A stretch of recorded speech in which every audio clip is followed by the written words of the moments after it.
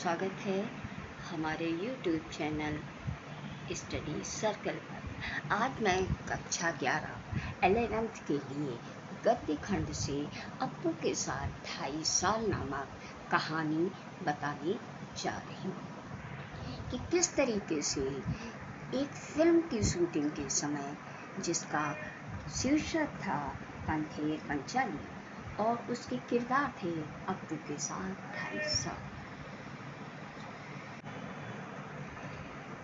आइए देखते हैं। सबसे पहले इस कहानी या इस पिक्चर को बनाने वाली सत्यजीत राय द्वारा ये कहानी या पिक्चर निर्देशित की गई है। सत्यजीत राय का जन्म 1921 में कोलकाता, पश्चिम बंगाल में हुआ था। और जैसे कि आप जानते हैं कि उनकी प्रमुख फिल्में कई सारी हैं, जैसे कुछ प्रमुख हैं अपराजिता, अप्पू का संसार, जलसाधर देवी, चारुलता, महानगर गोपी, गायन, बाका बायन, पंथेर पंचाली। ये सब इनकी प्रमुख फिल्म है और इनको प्रमुख सम्मान भी प्राप्त हुआ है, जैसे फ्रांस का लेजन डी ऑनर, पूरे जीवन की उपलब्धियों पर ऑस्कर और भारत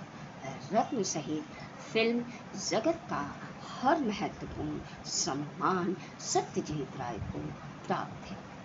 इनकी मृत्यु सन 1992 में हुई थी।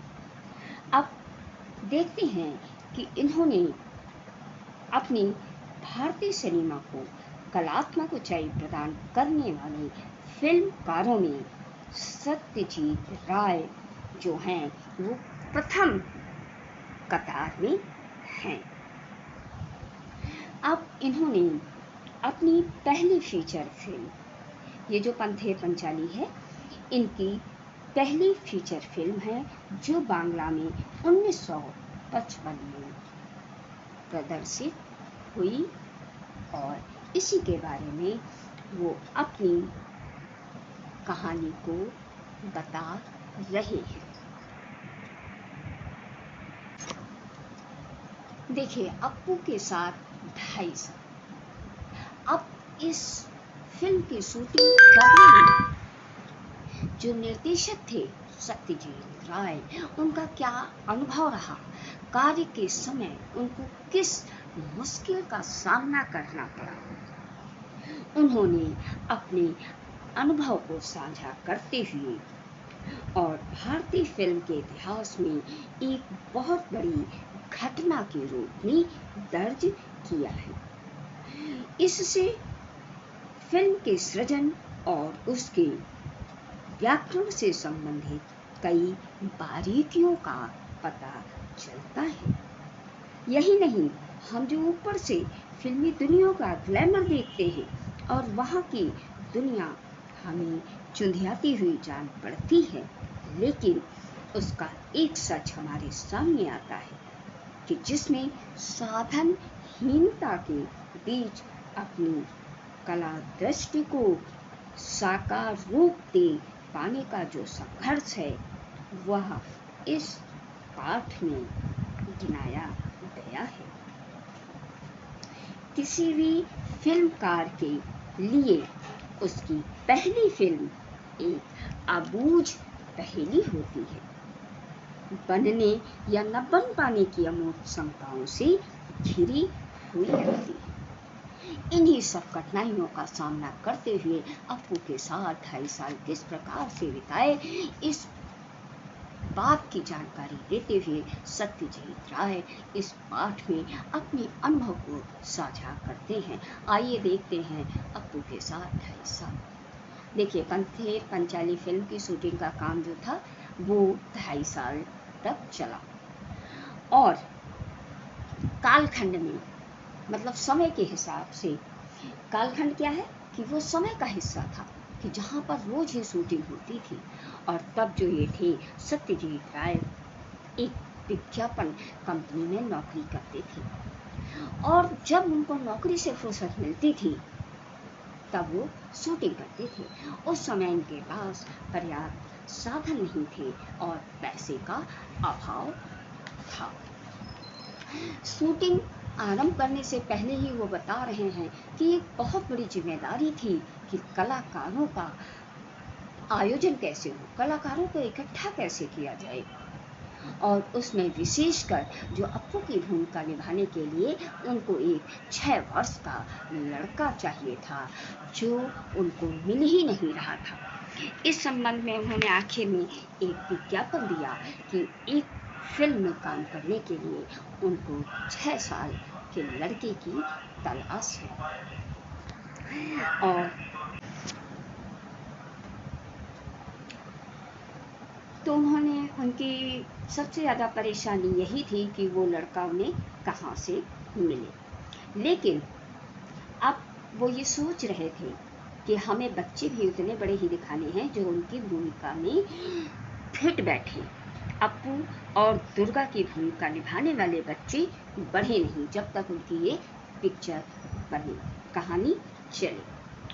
अब शूटिंग की शुरुआत में ही एक गड़बड़ हो गई, क्योंकि अप्पू और दुर्गा को लेकर कलकत्ता से 70 मील दूर एक गांव में वो गए और वहां पर मतलब रेलवे लाइन के पास ही एक फूलों से भरा मैदान था, काश फूलों से। वहां पर उनको शूटिंग करनी थी। अप्पू और दुर्गा पहली बार रेलगाड़ी देखते हैं और शूटिंग करने के लिए वहां पर जाते हैं। हालांकि ये सीन जो था वो बहुत बड़ा था और उसकी शूटिंग एक दिन में पूरी कर पाना मुश्किल ही था। एक दिन जगन्नाथपुरी पूजा का त्योहार चल रहा है। दुर्गा के पीछे दौड़ते दौड़ते अप्पू काश फूलों के वन में पहुंचता है। शूटिंग शुरू करने का सुबह से टाइम था, शाम तक सीन का जो चित्र था वो आधा उन्होंने पूरा कर लिया था। अब इसमें जितने भी छोटे बड़े अभिनेता अभिनेत्री थे वे सब इस क्षेत्र में नए थे, मतलब किसी को भी इस विषय में कोई अनुभव नहीं था और सब इस क्षेत्र में फिल्म के जगत में नया अनुभव ले रहे थे। तो इसलिए हर कोई थोड़ा सा नर्वस भी था। सीन जो था इन लोगों ने सोचा कि अब हम बाद में इसको शूट करेंगे और घर पर पहुंच गए। अब अगले दिन उन्होंने देखा कि हम जाके उसी जगह पे फिर से शूटिंग करेंगे, लेकिन जब वो वहाँ पर पहुँचते हैं तो उस जगह को पहचान नहीं पाते हैं, क्योंकि वहाँ पर जितने फूल थे वो फूल अब थे नहीं, क्योंकि उनको जानवर खा गए थे। इसलिए अब ये शूटिंग कैसे शुरू करते, क्योंकि आधा भाग जो था वो फूलों को दिखाया जा चुका था। तो अब इनको इंतज़ार करना पड़ा अगले साल तक। इन्होंने जब फिर से उस जगह पर फूल इनको मिले तब इन्होंने वहाँ पे शॉट्स लिए। एक शॉट्स उनको रेलगाड़ी का लेना था, लेकिन रेलगाड़ी मतलब ट्रेन के इतने सारे शॉट्स थे कि उनको एक से काम नहीं चलना था। फिर क्या होता है कि उन्होंने एक के बाद एक 3 रेलगाड़ियों में शूटिंग के लिए इस्तेमाल किया। सुबह से शाम तक कितनी रेलगाड़ियाँ उस लाइन पर आती जाती हैं, उनका टाइम टेबल उन्होंने प्राप्त किया और उस हिसाब से उस पर शूटिंग की। अगले दिन जिस स्टेशन से रेलगाड़ियाँ आने वाली थी उस स्टेशन पर हमारी टीम के मतलब जो वो बाबू थे वो अनिल बाबू थे, और वो रेलगाड़ी स्टेशन से निकलते समय अनिल बाबू भी इंजन ड्राइवर की केबिन में चढ़ते थे। क्यों? उसका भी एक कारण था, क्योंकि गाड़ी की शूटिंग की जगह पास आते ही बॉयलर में कोयला डालना जरूरी था। अब बॉयलर क्या है कि जहाँ पर इंजन में कोयला डालते हैं ताकि वो जब जलता है तो ऊपर धुआं निकलता है, काला धुआं निकलता है। और फूल वो कैसे थे? सफ़ेद काश के फूल हैं, तो उनके ऊपर उनकी पृष्ठभूमि थी कि उसके ऊपर उन फूलों के ऊपर सफ़ेद फूलों के ऊपर काला धुआं दिखाई दे तो दृश्य अच्छा लगेगा। अब आगे की ये पंथेर पंचाली जो इनकी फिल्म थी, ये जान नहीं पाते दर्शक कि ये 2 बार की शूटिंग हुई है और इसमें इन्होंने अलग अलग 3 रेलगाड़ियों यानी कि ट्रेन का प्रयोग किया है। अच्छा, अब आगे ये था सत्यजीत राय जो थी आर्थिक अभाव के कारण बहुत दिनों तक अलग अलग समस्याओं से वो जूझते रहे, क्योंकि उनके पास जब पैसे खत्म हो जाते तो शूटिंग को रोक देना पड़ता था। अप्पू और दुर्गा के भूलो नामक पालतू कुत्ते का भी उल्लेख है। गांव से ही एक कुत्ता उन लोगों ने ढूंढा और वह भी उनसे ठीक व्यवहार करने लगा। फिल्म में एक ऐसा दृश्य है कि अप्पू की माँ जो थी उनका नाम सर्वजया था। अब वो अप्पू को भात खिला रही है, जो लड़का है। भूलो कुत्ता है जो आंगन में बैठा हुआ है और अप्पू को भात माने चावल पका हुआ, अब भात किसे कहते हैं, पके हुए चावल को भात कहते हैं, तो वो देख रहा है। अप्पू के हाथ में छोटे तीर कमान मतलब जो धनुष बाण होते हैं वो है, और उसका ध्यान जो है खाने पर नहीं है। वह माँ की ओर पीठ करके बैठा हुआ है और खेल रहा है। खाते खाते वो अचानक दौड़ जाता है अपने तीर को लेने के लिए, और उसकी जो माँ है वो थाली पकड़े पकड़े उसके पीछे दौड़ती है, लेकिन वो जान जाती है कि अब ये खाना नहीं खाएगी। वहीं पर वो कुत्ता खड़ा होता है और उसका ध्यान उस भात यानी कि चावल पर होता है, लेकिन वो जो उसकी माँ थी सर्वजया, वो बचे हुए भात को यानी चावल को गमले में डाल देती है, और वो भात जो है वो कुत्ता भूलो नाम का कुत्ता जो है वो खा लेता है। लेकिन लेखक सत्यजीत राय जी बताते हैं कि लेकिन वो हम शॉट उस दिन नहीं ले सके, क्योंकि लाइट का अभाव था और सूरज की रोशनी नहीं थी, सूरज डूब चुका था, इसलिए वो उस सीन को शॉट्स में नहीं ले सके, उसको नहीं कर पाए। अब उनके पास पैसे भी नहीं थे, पैसे खत्म हो गए थे, इसलिए उनको आगे की शूटिंग रोकनी पड़ी।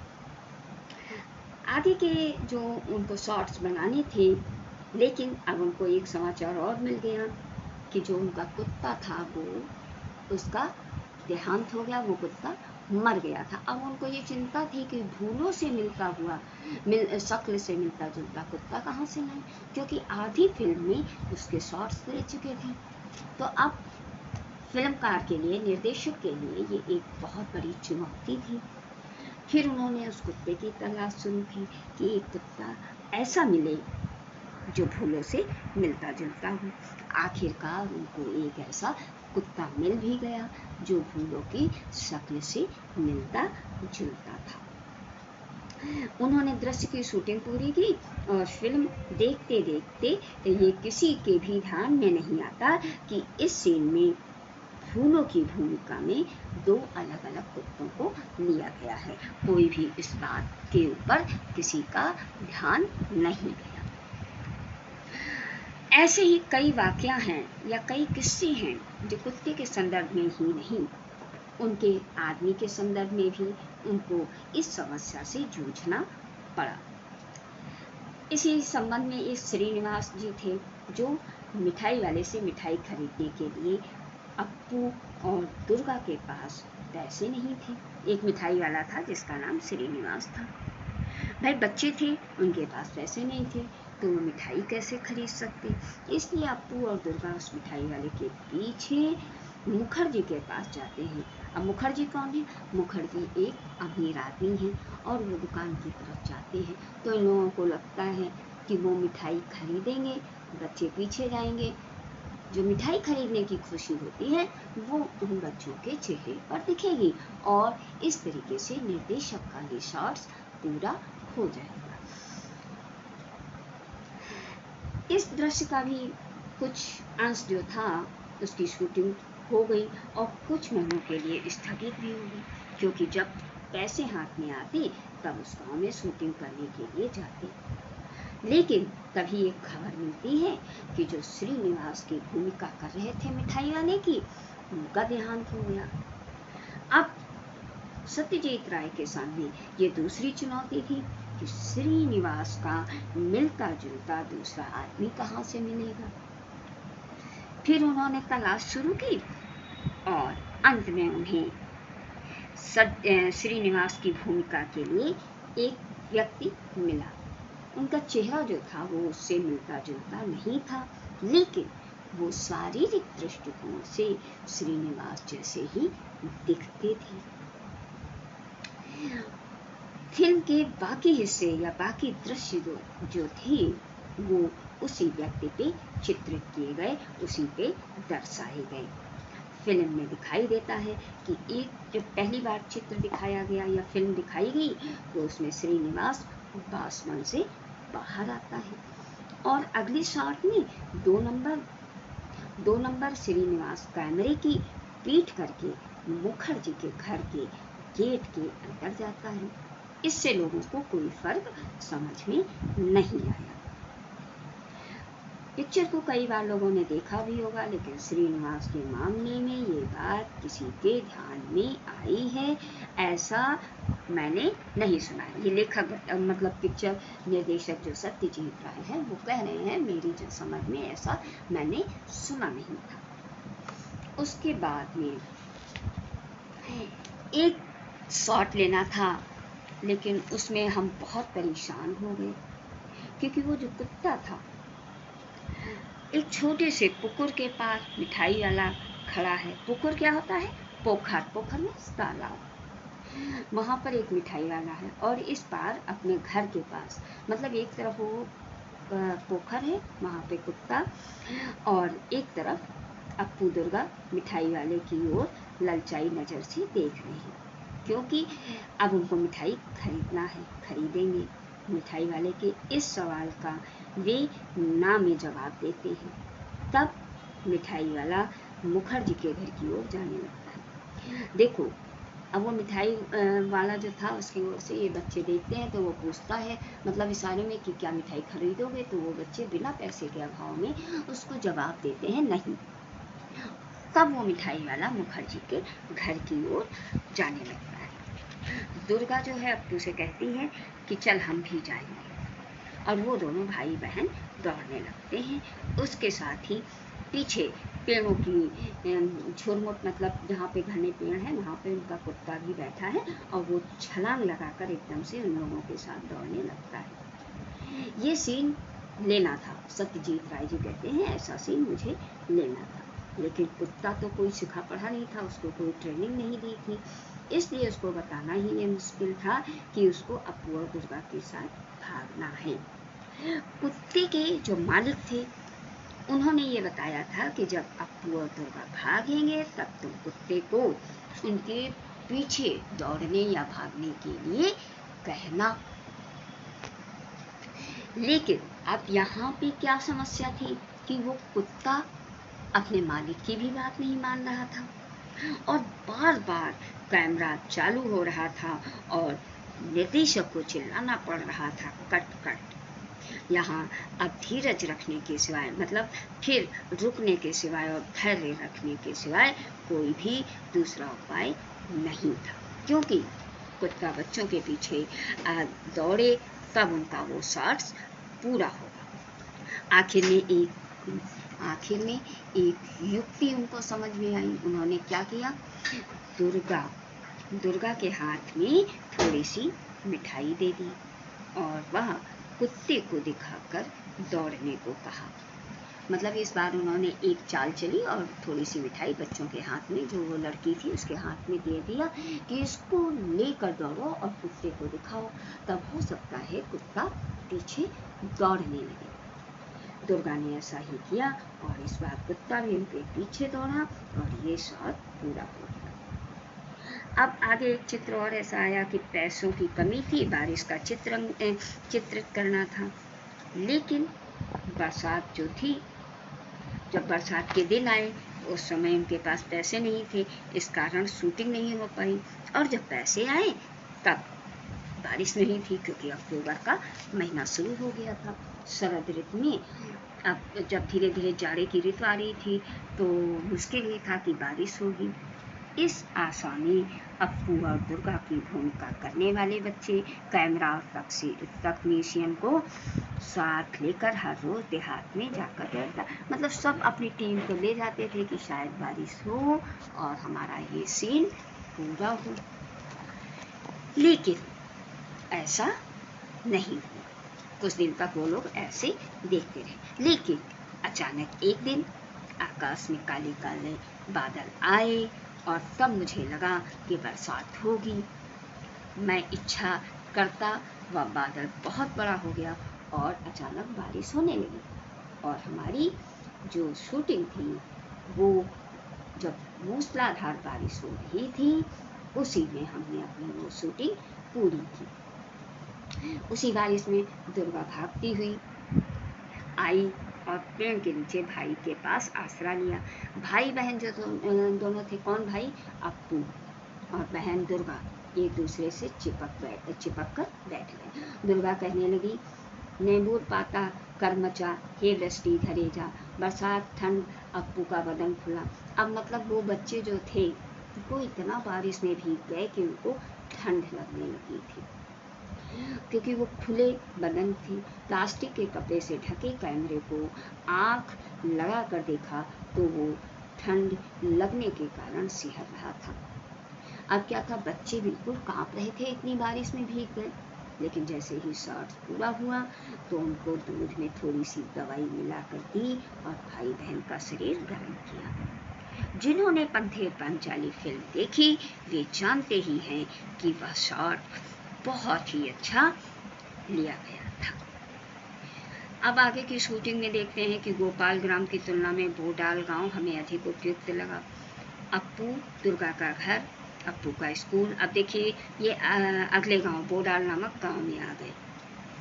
वहाँ पर क्या है, खेत है, पुकुर है, पुकुर मीन्स पोखर, तालाब, आम के पेड़, बांस की झुरमुट, ये सभी चीज़ें गांव में ही हमें आसपास मिली। और अब उस गांव में बिजली आ गई, पक्के घर हैं, पक्के रास्ते बने हैं।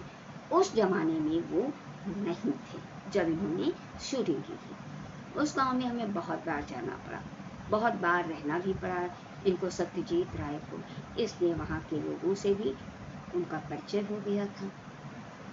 एक सज्जन उन्हें मिले थे वहाँ पे, तो वो बोले सुबोधा कहकर पुकारते थे। 20, 60, 65 साल के थे और आगे से उनके बाल थोड़े कम थे, गंजा था उनका माथा।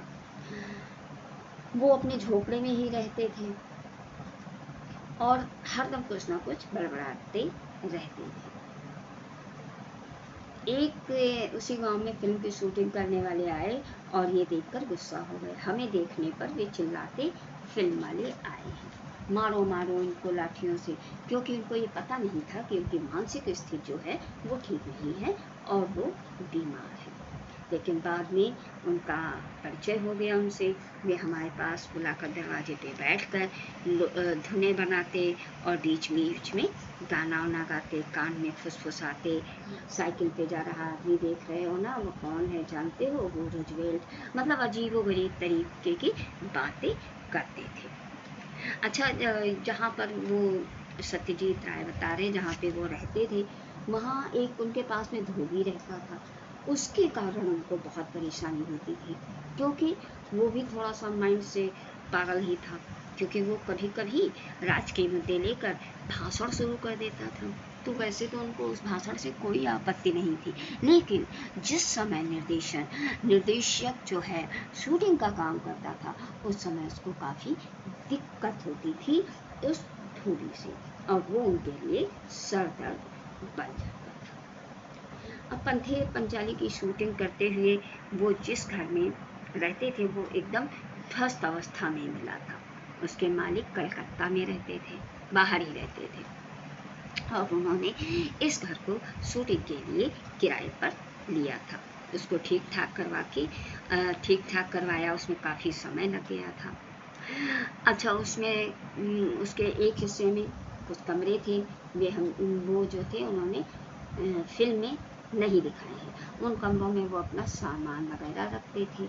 एक कमरे में रिकॉर्डिंग मशीन लेकर हमारे साउंड रिकॉर्डिस्ट जो थे, मतलब जो साउंड वगैरह रिकॉर्ड करते थे, वो रहते थे। उनका नाम क्या था? भूपेन बाबू। हम शूटिंग के वक्त उन्हें देखते, क्योंकि वो अलग बैठते थे तो उनको कोई देख नहीं सकता था, फिर भी उनकी आवाज़ सुन सकते थे। और जब शॉर्ट होता था तो वो उनसे पूछते थे कि साउंड ठीक है, आवाज़ कैसी है, तो वो बस केवल हाँ या ना में जवाब देते थे। अच्छा, एक दिन शॉर्ट चल रहा था, वो बता रहे हैं, अपना अनुभव कह रहे हैं कि एक दिन शॉर्ट चल रहा था, भूपेन बाबू इस बार हाँ या ना जवाब देते, लेकिन उस दिन उन्होंने आवाज़ दी, भूपेन बाबू साउंड ठीक है ना। इस बार उन्होंने कोई जवाब नहीं दिया। दोबारा उन्होंने पूछा, फिर भी जवाब नहीं दिया। तब उनको कुछ चिंता हुई और उन्होंने अंदर जाकर देखा कि भूपेन बाबू साउंड ठीक है ना। लेकिन वो अंदर गए तो देखा कि वो बहुत ही सहमे से खड़े हैं, क्योंकि एक बड़ा सा सांप कमरे की खिड़की से नीचे उतर रहा था। और वह सांप देखकर भूपेन बाबू जो रिकॉर्ड करते थे वो सहम गए थे और उनकी आवाज़ ही बंद हो गई थी। वह सांप हमने वहाँ आने पर कुछ ही दिनों बाद देखा। उसे मार डालने की इच्छा होने पर भी, मतलब हमने चाहा कि इसको मार दें, लेकिन वहाँ के जो स्थानीय निवासी थे उन लोगों ने उसको मना कर दिया और कहा कि इसको मारो नहीं, ये वास्तु सर्प है। मतलब वास्तु सर्प एक कुल देवता कि वो अक्सर ही घर में आया जाया करता था और इस कारण हम उसे मार नहीं सके। जो ये वास्तु सर्प बांग्ला भाषा में बोलते हैं और वो उसी घर में रह रहा होता है। तो इस तरीके से आपने देखी कि सत्यजीत राय ने जो अपनी पिक्चर बनाई उसमें कितने उनके अनुभव रहे। कभी पैसे की तंगी, कभी जगह की तंगी, कभी कलाकारों की तंगी। तो इन सब से जूझते हुए उन्होंने अपनी इस पिक्चर को पूर्ण किया। तो इस तरीके से बच्चों आप लोगों ने अभी अप्पू के साथ 2.5 साल कहानी सुनी, इसका सारांश समझा। आशा है आप लोगों को कहानी अच्छी लगी होगी, इसलिए आप इसको समझकर पढ़ सकते हैं और इसको चैनल को लाइक करें, शेयर करें और सब्सक्राइब करें। अगली कहानी मैं फिर आप लोगों के सिलेबस के अनुसार लेकर आऊँगी। नमस्कार बच्चों।